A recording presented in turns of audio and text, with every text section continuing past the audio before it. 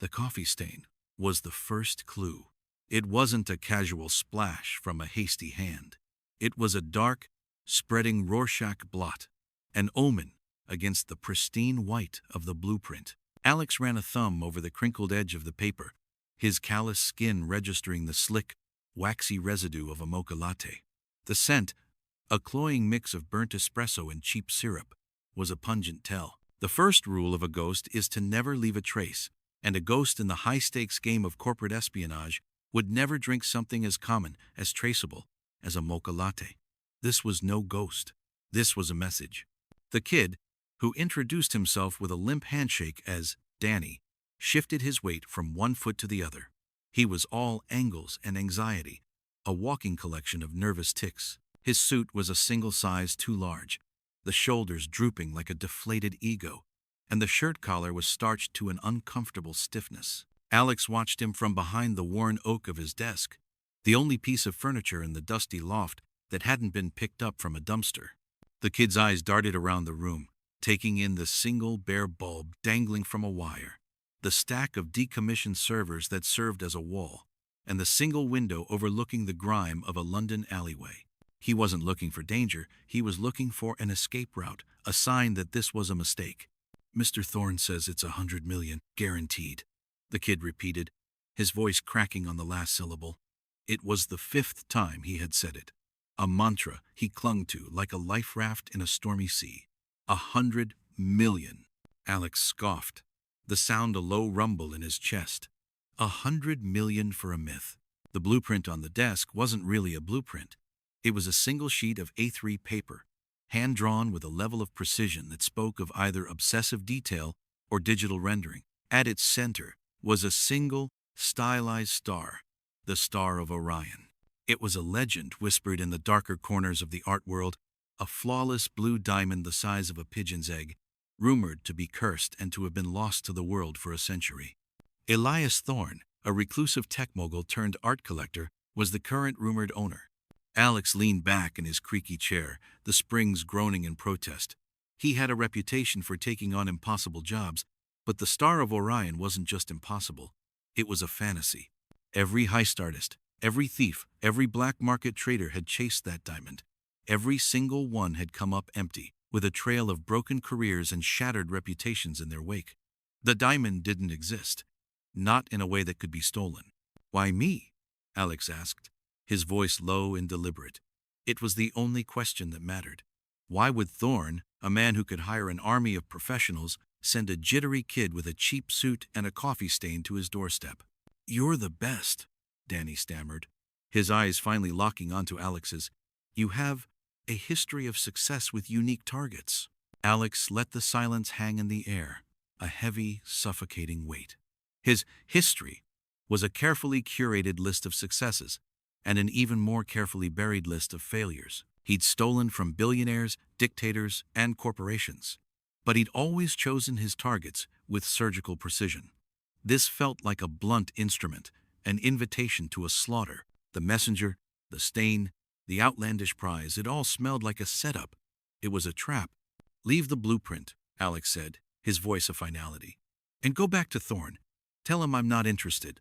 Danny's eyes widened, a flicker of panic in their depths. But the deposit, $1 million just for the first meeting. It's already in a private account." Alex felt the familiar chill of a game beginning. Thorne wasn't just offering a job, he was buying a conversation. He was putting a down payment on Alex's time, on his expertise. "Tell him to keep it," Alex said, and for the first time, a cruel smile touched his lips.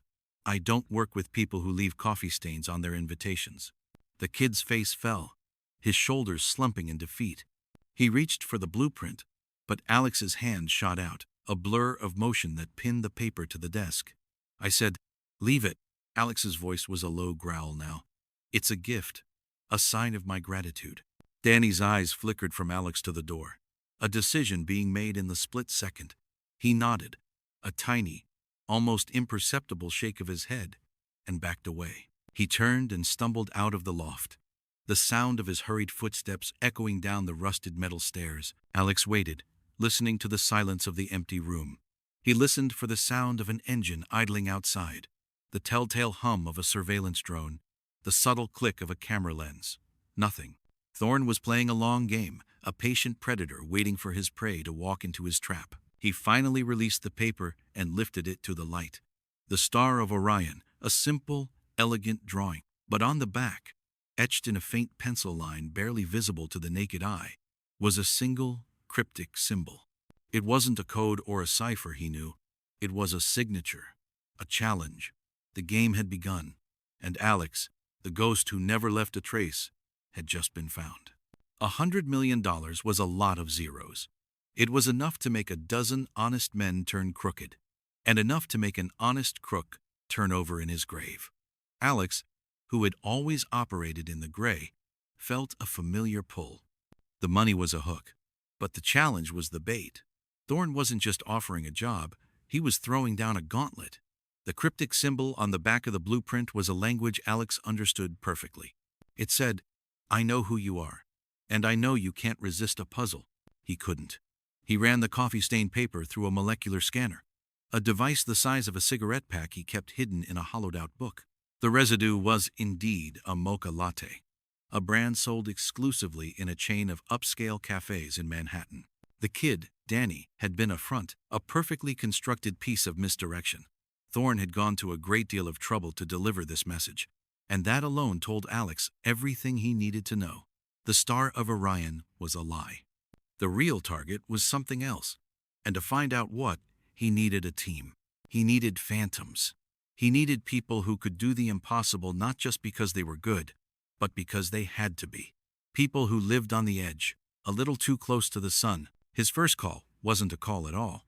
It was a series of encrypted pings sent from a burner phone he used only once a year.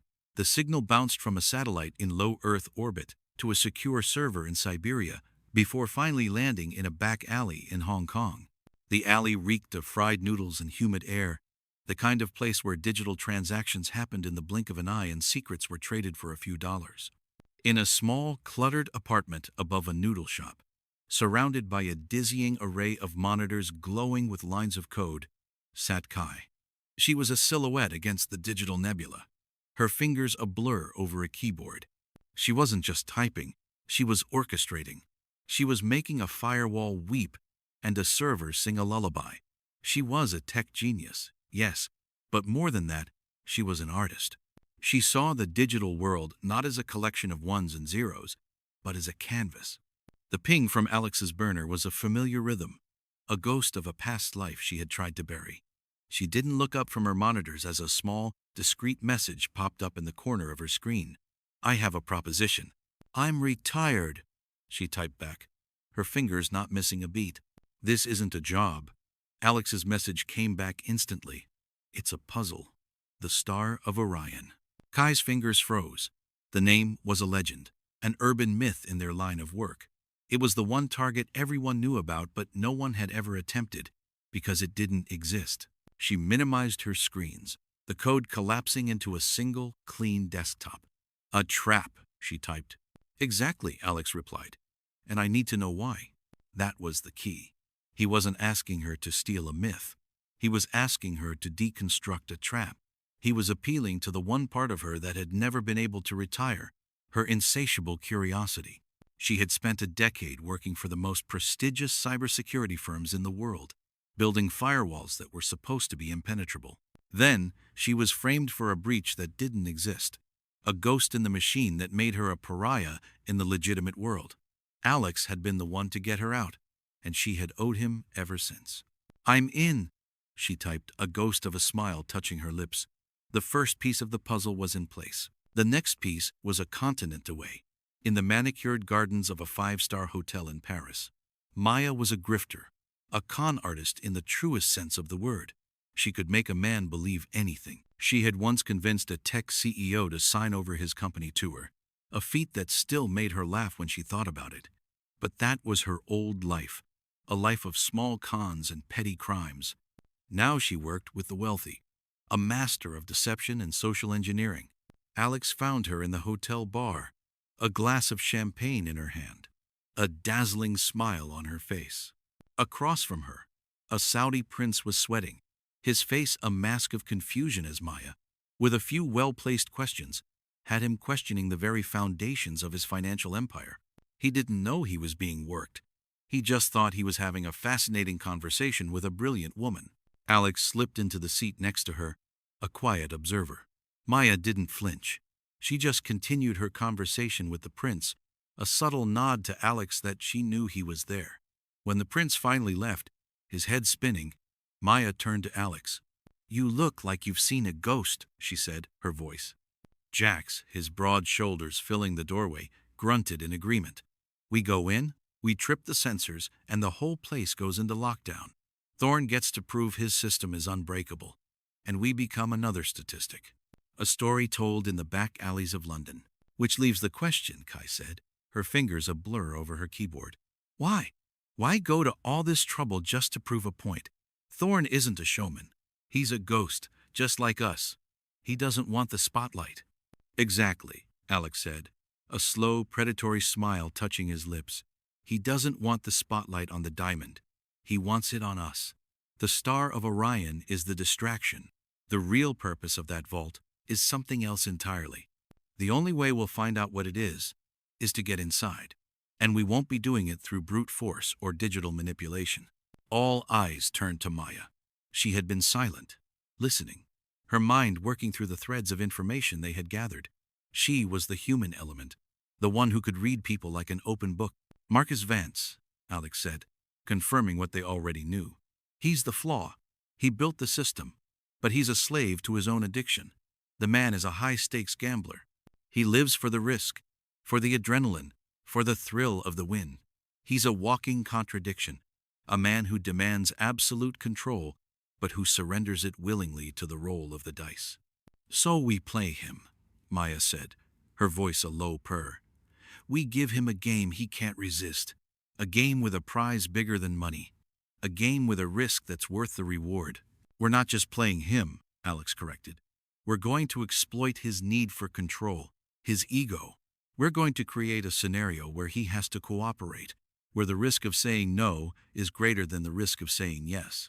You're going to be our entry point, Maya. You're going to get close to him, get under his skin. You're going to make him trust you." This was Maya's domain. She was an artist in a world of technicians. She didn't need code or tools.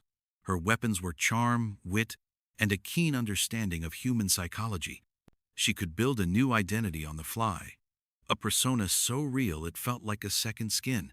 "I have a name in mind," she said, her eyes twinkling.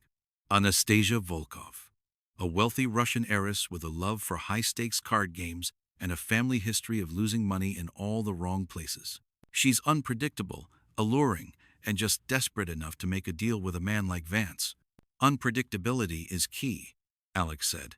"Vance is a man who thrives on predictability. He builds systems that are flawless because he can anticipate every single move. Your job is to be the one variable he can't account for." Jax, who had been listening silently, finally spoke. "What about the backup plan?" he asked, his voice a low growl. "If this goes sideways, we're not just dealing with Thorn, we're dealing with Vance. He's smart. There is no backup plan," Alex said, his eyes meeting Jax's. "This is it. This is the only way in. If we can't turn Vance, we can't get to Thorn. We're not just stealing a ghost, we're hunting one. And ghosts don't leave footprints." The plan was audacious, dangerous, and hinged entirely on Maya's ability to manipulate a man who was a master of manipulation himself. It was a high-wire act with no safety net, a gambit that could end their careers or their lives in a single, miscalculated move. But it was the only move they had. The game was set. The first piece had been moved. The air in the back room of Le Cercle des Étoiles was thick with the scent of expensive cigars, aged whiskey, and desperation. The private club, hidden above a bustling casino, was where the real money changed hands, away from the prying eyes of the tourist crowd. The lighting was low, a soft golden glow that made every face look a little more important, a little more weathered. This was the hunting ground of the rich and the ruthless, and tonight, Maya, as Anastasia Volkov, was the predator. Her disguise was subtle but effective. A sleek black dress that hugged her curves in all the right places, a pair of diamond stud earrings that caught the light, and a single, elegant watch that looked like a family heirloom. Her hair was pulled back into a severe bun, and her makeup was minimal, a deliberate choice to make her look less glamorous and more serious. She was a woman who didn't need to show off her wealth. She just had it. She found him at a high-stakes poker table, his face a grim mask of concentration. Marcus Vance, the man who had built a fortress to protect a phantom, was losing. His stack of chips, once a formidable mountain, had dwindled to a small, pathetic pile. His suit, a bespoke piece of tailoring, looked rumpled and his tie was slightly askew. He had the haunted look of a man who had not only lost money but also his sense of control. Maya watched him for a full 5 minutes, observing his tells, his betting patterns, the subtle flicker of his eyes when he bluffed. He was predictable, just as Alex had said. He played by the book, a man who believed in a system, even a system he couldn't control. She waited until a seat opened up next to him and, with a nod to the dealer, sat down. "Mind if I join?" she asked, her voice a soft, low cadence with a faint Russian accent. Her gaze was direct, unwavering. Vance looked up, a flicker of annoyance in his eyes. He recognized her. He'd seen her in the tabloids, a quiet mention of the lost Volkov heiress who had a penchant for gambling. He had dismissed her as a dilettante, another bored socialite. "It's a free table," he grunted, a thin line of sweat forming on his brow. Maya bought a stack of chips, a single, casual transaction that spoke of untold wealth. She began to play, her moves slow and deliberate.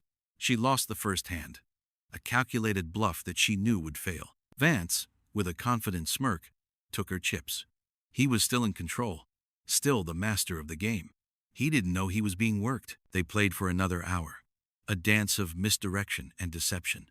Maya lost some hands, won others, but always with a strategic purpose. She would win a small pot, then immediately fold on a strong hand, creating the illusion of a reckless amateur. She would comment on his plays, a subtle word of praise here, a hint of admiration there. She was a mirror, reflecting his own desperate need for validation. "You're a good player," she said at one point, her gaze resting on his face. "But I think you're tired. I think you're distracted." Vance's jaw tightened. "I'm fine," he said, his voice clipped. "Perhaps," Maya said, her voice a gentle murmur. "Or perhaps you're playing a game with stakes that are too high for this table. I know that feeling." She had never felt it. For her, every game was a performance, a well-rehearsed play. But her words were a hook, a shared vulnerability that she knew would resonate. "My family lost everything in one bad bet," she said, her voice dropping to a near whisper. "I know what it's like to feel like the walls are closing in." Vance didn't say anything, but the flicker in his eyes was all the confirmation she needed. She had found the raw nerve. She waited another 10 minutes, slowly building up a small stack of chips before she made her move.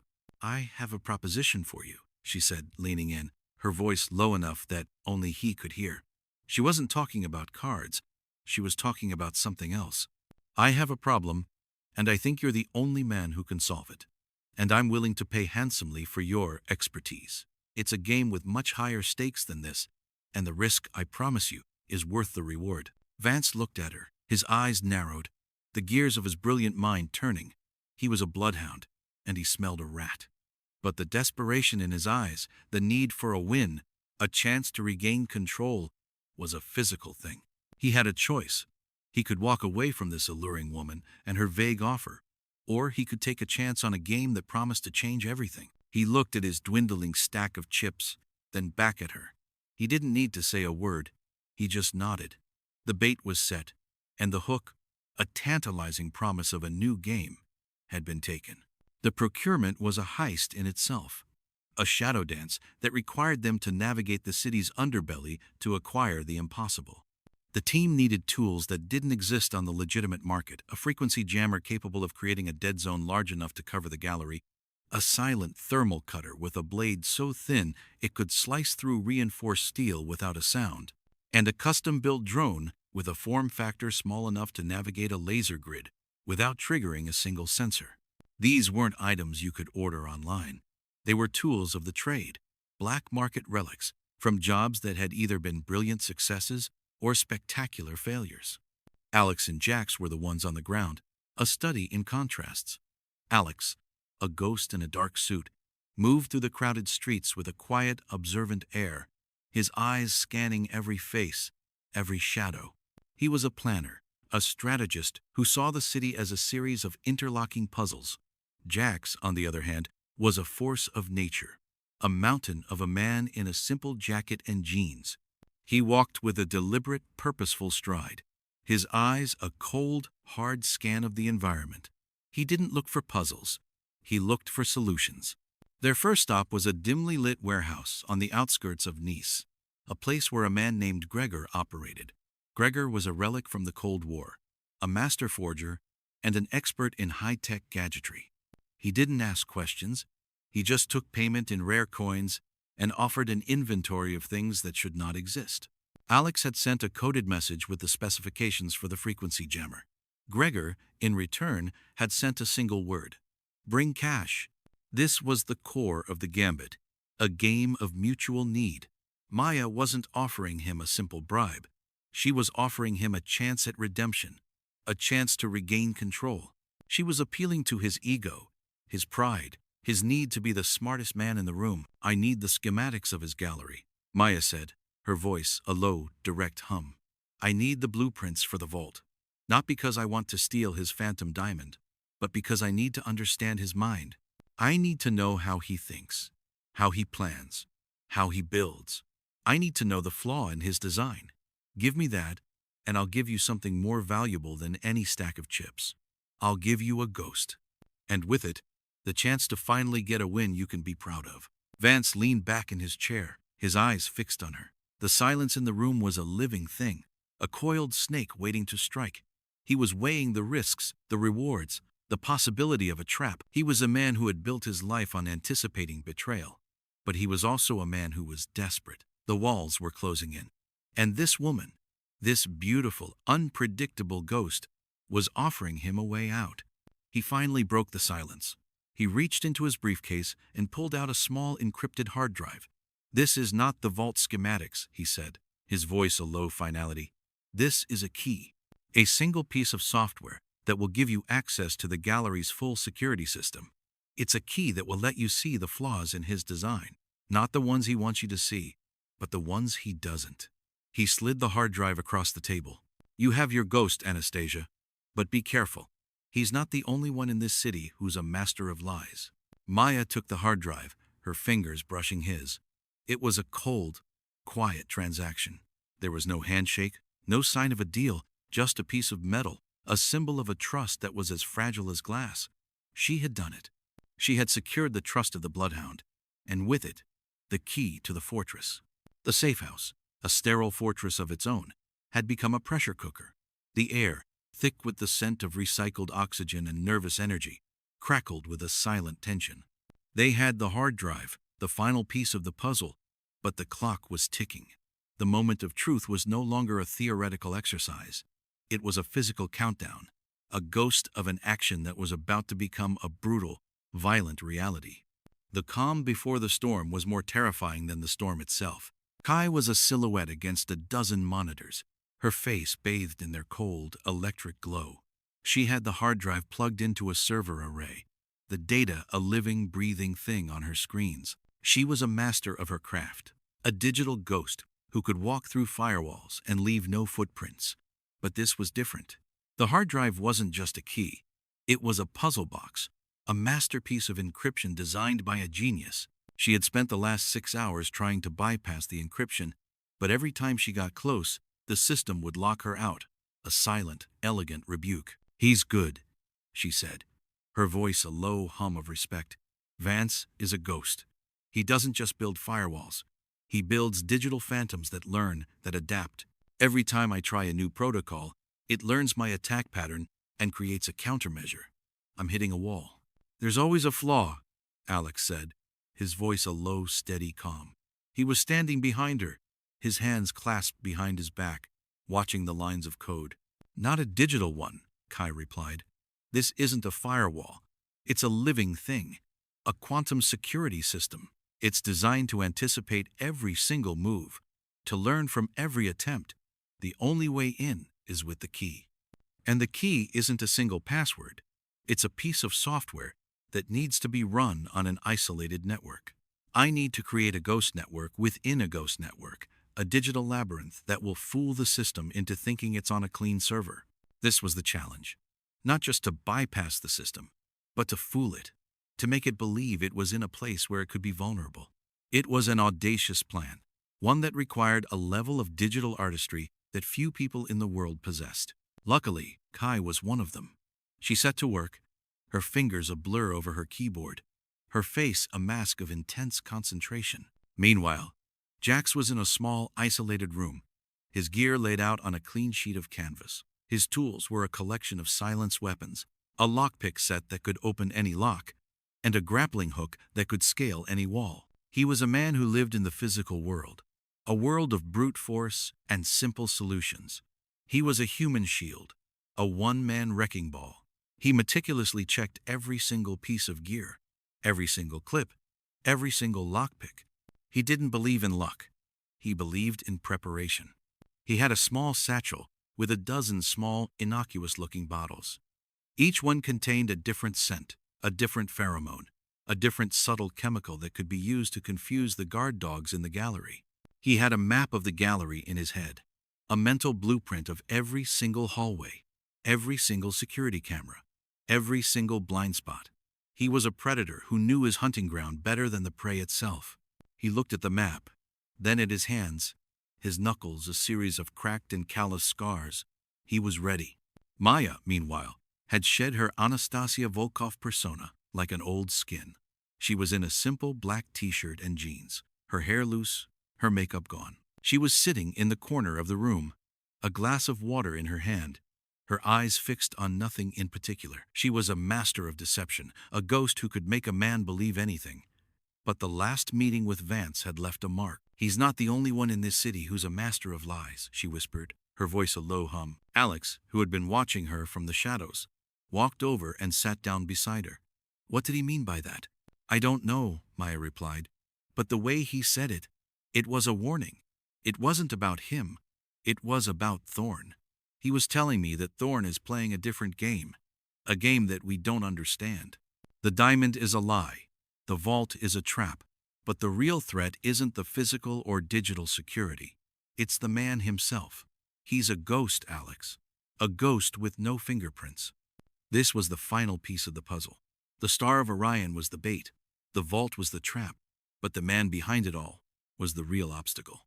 He had sent them a message, a challenge, and he was watching them, a patient predator waiting for them to make a move. The game had begun, and they were walking into it with their eyes wide open. "We have to be ready for anything," Alex said, his voice a low, steady hum. He looked at Kai, her face bathed in the cold light of her monitors. "What do you have?" Kai looked up, her face a mask of triumph. "I'm in," she said. The hard drive was a ghost. It wasn't a key to the schematics. It was a Trojan horse.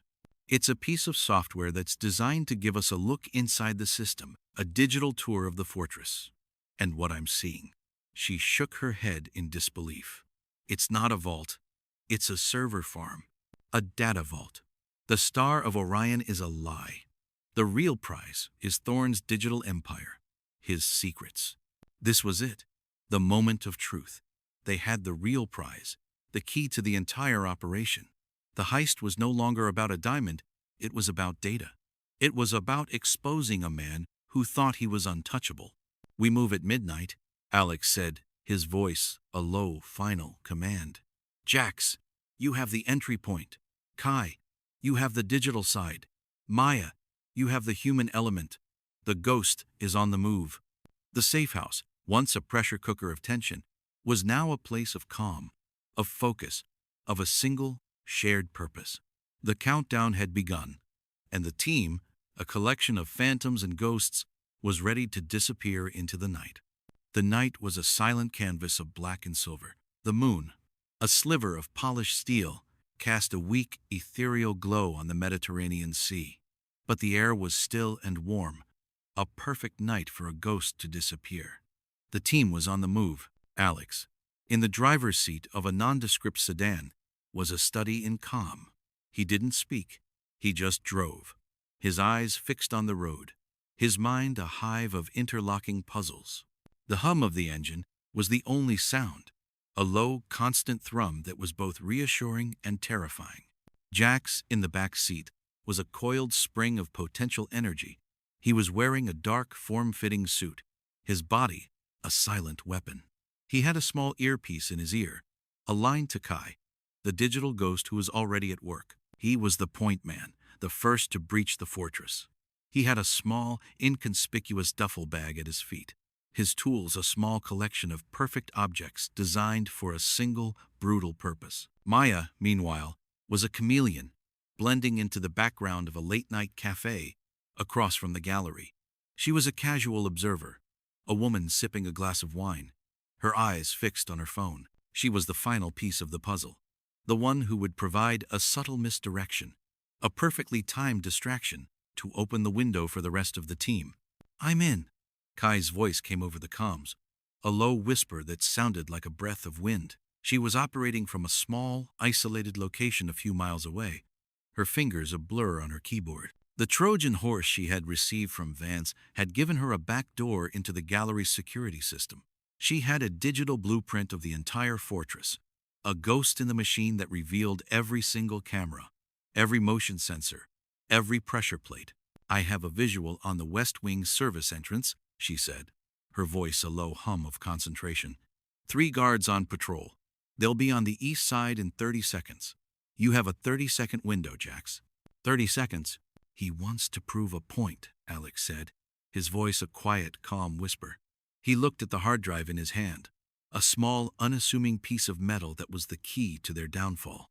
He wants to show the world that his fortress is not just unbreakable, but that it's a living thing, a sentient fortress that can outsmart the best in the business. The lights, a violent, flashing red, began to pulse with a new, terrifying rhythm. A small, unassuming door in the corner of the room, one that had been hidden in the darkness, slid open with a silent hiss. A single figure, a man with a calm, deliberate stride, stood in the doorway. It was Marcus Vance.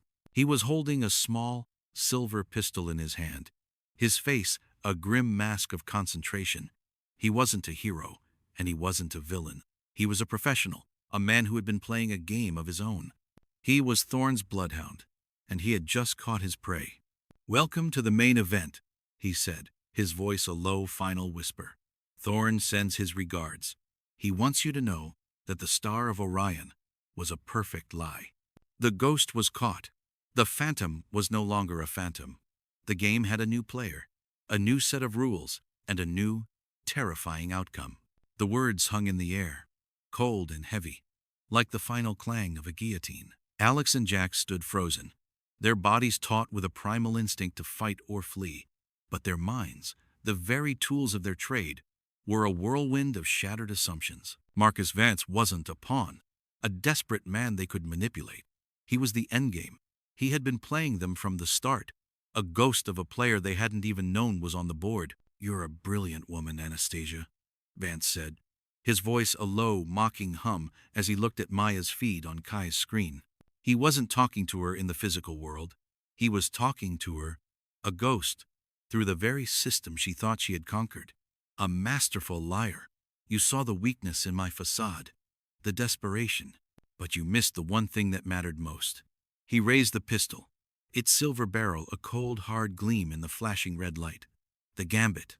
You were so focused on your con, you forgot to ask a simple question. Why would a man who spent his life building fortresses suddenly open his doors to a woman he'd never met?" This wasn't a betrayal. It was a revelation. He hadn't just been playing a game of poker. He had been playing a game of chess, using their own moves against them. The financial audit, the gambling debts, the desperate persona, it was all a brilliant, carefully constructed lie. It wasn't Maya's con. It was his.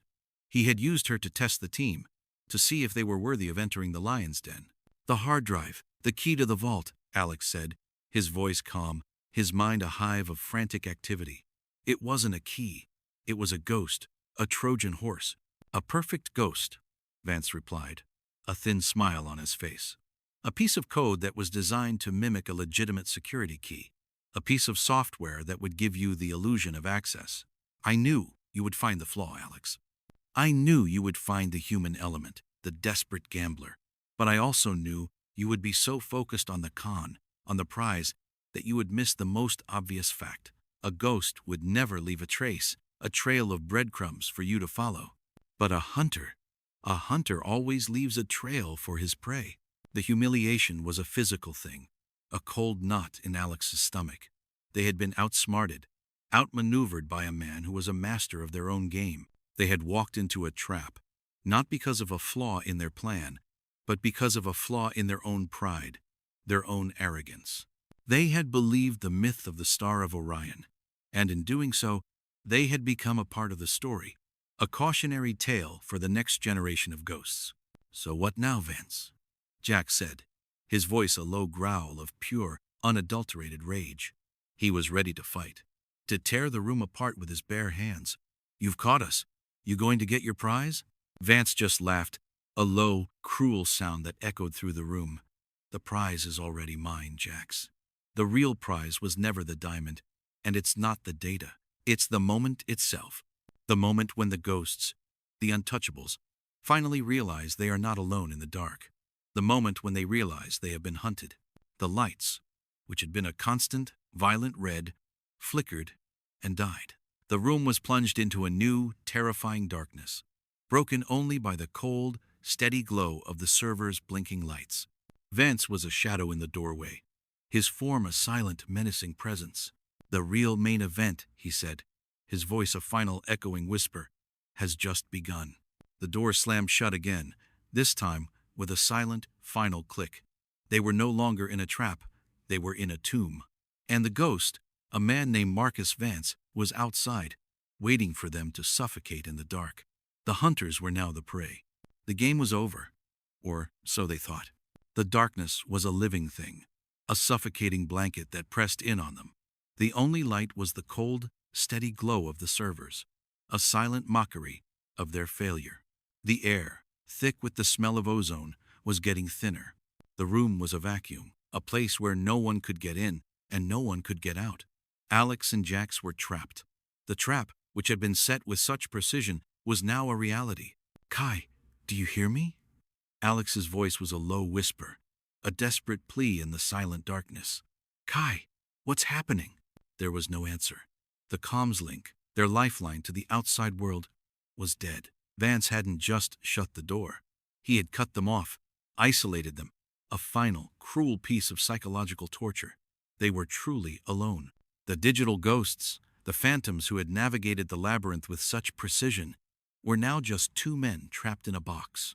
Jax, his eyes a cold, hard scan of the room, ran a hand over the walls. They were smooth, seamless, a solid piece of reinforced steel. There were no vents, no panels, no weaknesses to be exploited. "This place is a tomb," he said, his voice a low growl. "We can't just smash our way out of here. He's planned for that." "He's planned for everything," Alex replied, his voice a grim whisper. "He knew we would come for the data. He knew we would find the flaw in his system. He knew we would trust Vance. He's been playing us from the start." But Alex was a ghost, a man who saw puzzles not as obstacles, but as opportunities. The darkness, the silence, the cold, sterile hum of the servers, it was a new canvas. He looked at the hard drive in his hand, the small, innocuous-looking piece of metal that was the key to their downfall. The Trojan horse. A piece of software that was designed to mimic a legitimate security key. A piece of software that was designed to send a signal the moment it connected to a network. The hard drive, Alex said, his voice a low hum of realization. It wasn't a key to the vault. It was a key to a ghost. A piece of software that was designed to look like a key, to give them a window. But what if it's a two-way street? He had a flash of inspiration. The hard drive was a Trojan horse, but every Trojan horse has a hidden purpose. It was designed to send a signal, but what if it was also designed to receive one? He pulled a small, discreet piece of equipment from his pocket, a small black box that was his own personal ghost. It was a digital ghost, a piece of software that could create a new, untraceable signal from any device. He connected the hard drive to the black box, and, with a few lines of code, he sent a single, encrypted signal. Meanwhile, on a street corner a few blocks away, Maya was talking to a guard, her face a mask of casual elegance. The guard, a handsome, chiseled man with a perfect haircut, was listening intently, his eyes fixed on her. She was a master of misdirection, a ghost who could make a man believe anything. She had her phone in her hand, the comms link dead, but she had a small, discreet piece of equipment in her pocket, a small black box that was her own personal ghost. It was a digital ghost, a piece of software that could create a new, untraceable comms link from any device. The moment Alex sent his signal, a small, discreet message popped up on her screen. "I'm in the dark. I need a new path." Maya's face didn't change, but a slow, triumphant smile touched her lips. She had been right all along. Vance had been a master of lies, but he had missed one simple thing. A ghost can be outsmarted, but a ghost can't be trapped. She had been waiting for this moment, for the moment when the plan went sideways, for the moment when Alex would need her the most. She looked at the guard, her eyes a quiet, knowing hum. "I have to go," she said, her voice a low, regretful whisper. "I have a flight to catch." She walked away, her body a silent, elegant shadow. A woman who had just won a game she hadn't even known she was playing. She was a ghost, and the fortress, a living thing, was now her hunting ground. Meanwhile, in the darkness of the server farm, Alex looked at the hard drive in his hand. The single, cryptic symbol from the blueprint was now glowing with a faint, electric pulse. The signal had been received. The ghost had a new path. "Kai, you hear me?" Alex whispered into the comms. "I'm in the dark. I need a new path. Can you give me one?" The comms link, which had been dead for what felt like an eternity, came to life with a single, triumphant hum. "I hear you, Alex," Kai said, her voice a low, steady calm. The hard drive was a ghost. It gave him a window, but it gave us a key. I have a digital blueprint of the entire gallery now, the real one, the one he didn't want us to see. This was the revelation. The trap wasn't a trap, it was a key. The lies weren't lies, they were a roadmap. Vance had been so focused on his con, on his gambit, on the fast HEAT. Thorne's face, a mask of cold, cruel amusement, didn't change. He just leaned back in his chair, a slow, predatory smile touching his lips. "You're a brilliant woman, Anastasia, a masterful liar, but you're playing a game with a man who wrote the rules. The Star of Orion was a perfect lie. It doesn't exist. I've been using it to attract the best in the business. The ghosts, the phantoms, the ones who thought they were untouchable. And now," he paused, a cold, triumphant gleam in his eyes. "I have them. I have the ghosts." Maya's face didn't change, but a slow, triumphant smile touched her lips. She had been right all along. The diamond was a lie. The vault was a trap. But the real threat wasn't the fortress or the sentient security system. It was the man himself. "Perhaps," Maya said, her voice a low, confident whisper, "or perhaps the ghost has a new face. Perhaps the ghosts you caught were not the only ones." Just then, a small, discreet message popped up on her phone. It was a single, cryptic symbol. It was a signal from Alex, a ghost of a message that told her everything she needed to know. The plan had worked. They had a new path. They had the truth. Maya's face, a mask of quiet triumph, broke into a wide, genuine smile. "I'm afraid you've been outsmarted, Elias," she said, her voice a low, final whisper. "The game isn't about diamonds. It's about data.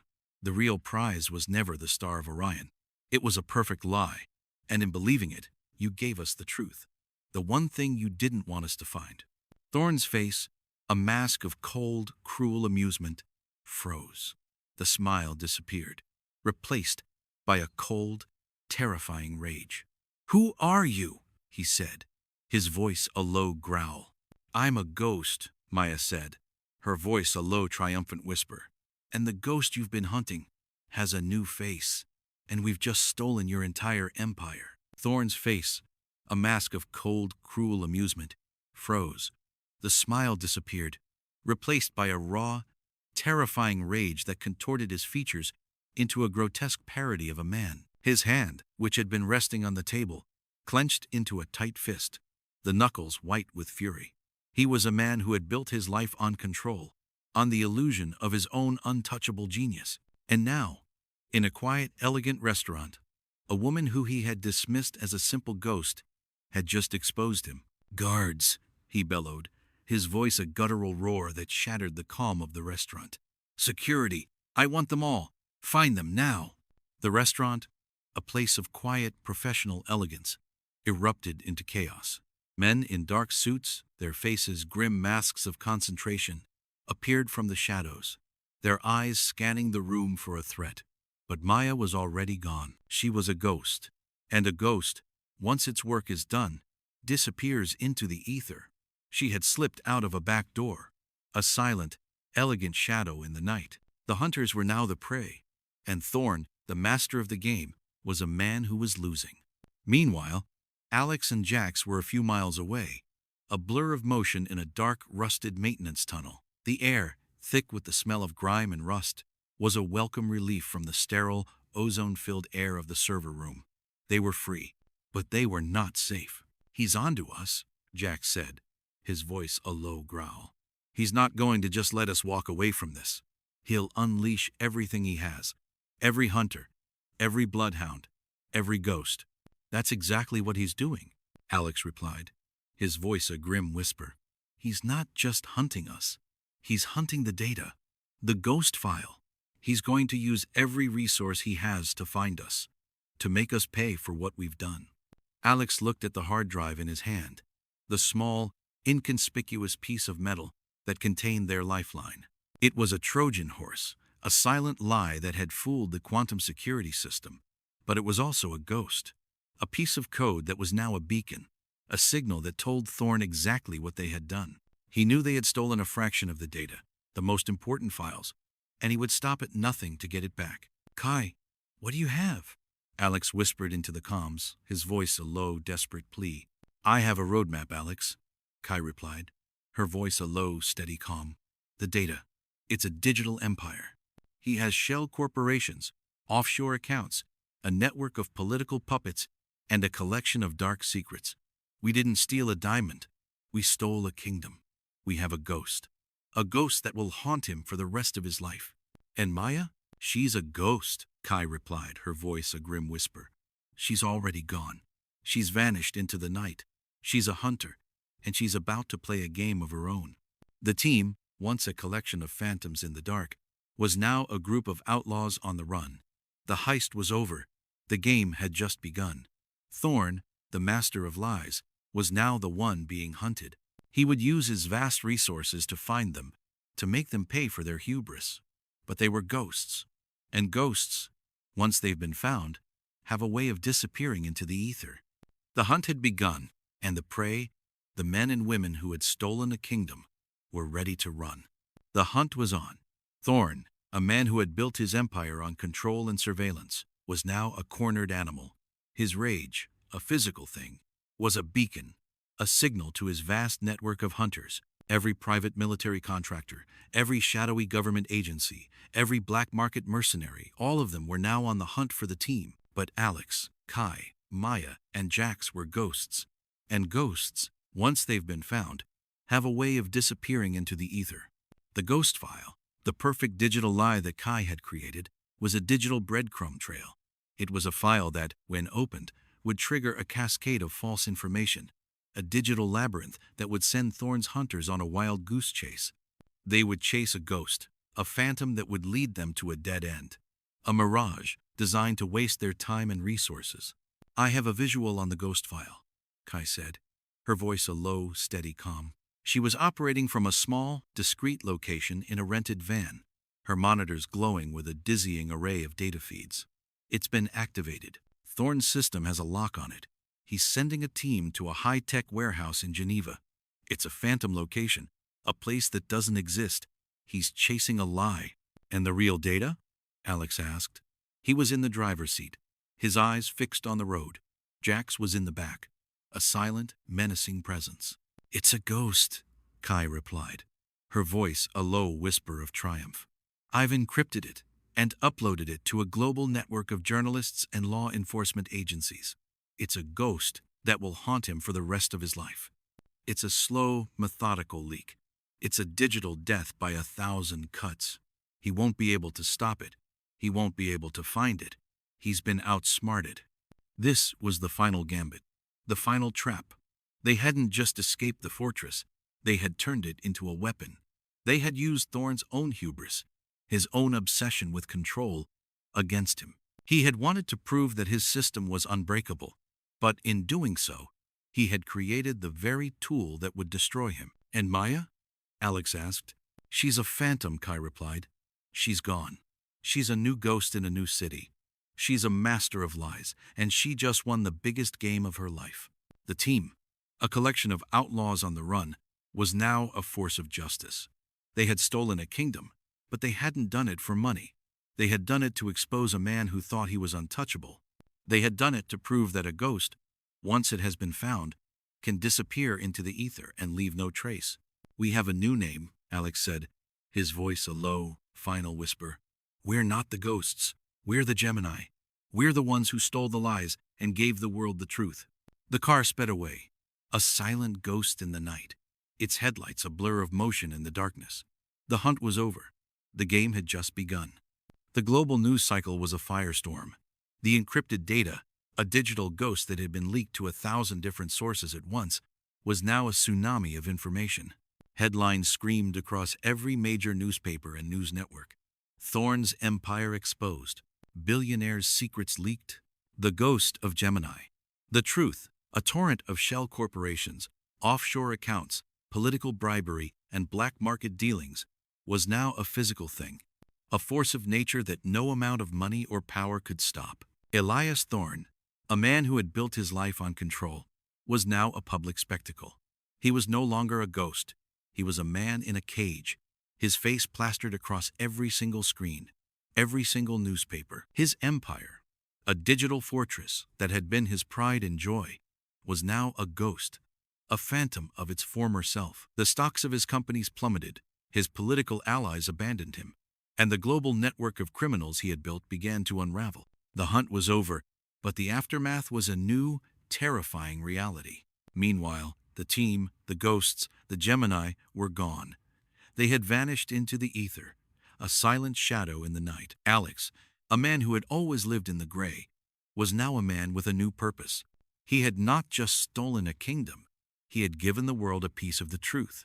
He was sitting in a small, unassuming cafe in a city he had never been to, a cup of coffee in his hand, his eyes fixed on a newspaper with a picture of Elias Thorne's face on the front. A small, almost imperceptible smile touched his lips. The game was over, but he had won. Kai, meanwhile, was in a new city, a new country, a new life. She had a new name, a new identity, a new purpose. She was no longer a ghost. She was a creator, a master of a new kind of code.